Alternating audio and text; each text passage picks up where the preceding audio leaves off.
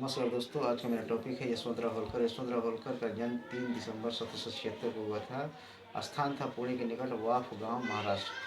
ये मल्हारराव होलकर के पौत्र और तुकोजीराव होलकर के पुत्र थे। मल्हारराव होलकर मराठा साम्राज्य के महान सेनापति और इंदौर राज्य के संस्थापक थे।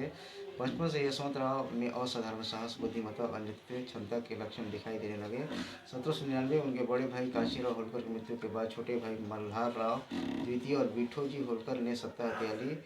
यशवंतराव को कैद कर लिया गया और उन्हें अत्यधिक यातनाएं दी गई, लेकिन 1801-2 में यशवंतराव ने अपने समर्थकों के साथ विद्रोह किया। विठोजीराव और मल्हारराव को हराकर इंदौर की गद्दी पर अधिकार किया।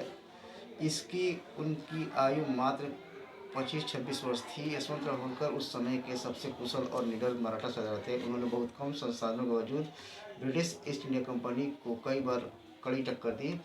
पुणे की लड़ाई 25 अक्टूबर 1802, बाजीराव द्वितीय पेशवा को हराकर यशवंतराव ने पुणे पर कब्जा किया और पेशवा को ब्रिटिश शरण में भेज दिया। इससे बाजीराव ने बेसिंग की संधि 31 दिसंबर 1802 ब्रिटिशों से कर ली। आंग्ल मराठा युद्ध 1803 से 5, यशवंतराव ने सिंधिया और भोसले के साथ मिलकर ब्रिटिशों का मुकाबला किया। कोटा, राजस्थान और राजपूताना में कई जीत हासिल की। 1804 में दिल्ली तक पहुंचकर मुगल बादशाह शाह आलम द्वितीय को ब्रिटिशों से छुड़ाने की कोशिश की। भरतपुर के जाट राजा रणजीत सिंह के साथ मिलकर ब्रिटिश जनरल लेक को 4 बार हराया। भारत में यह दुर्लभ घटना थी। कोई भारतीय शासक ब्रिटिश सेना को लगातार 4 बार पराजित करे। दिग की लड़ाई 1804 सबसे प्रसिद्ध लड़ाई। लेक की विशाल सेना को यशवंतराव ने पूरी तरह परास्त किया।